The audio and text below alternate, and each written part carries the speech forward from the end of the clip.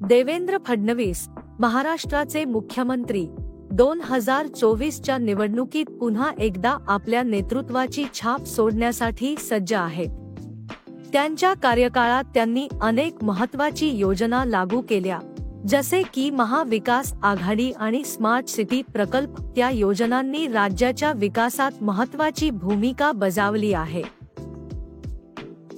फडणवीस यांची आर्थिक धोरणे आणि शाश्वत विकासाच्या दिशेने केलेले प्रयत्न हे त्यांच्या नेतृत्वाचे मुख्य आधार आहेत. त्यांनी शेतकऱ्यांच्या कल्याणासाठी अनेक उपक्रम सुरू केले, जे त्यांच्या लोकप्रियतेत वाढ करत आहेत. त्यांच्या कार्यशैलीत पारदर्शकता आणि जनतेशी संवाद साधण्याची क्षमता आहे, जी त्यांना एक प्रभावी नेता बनवते.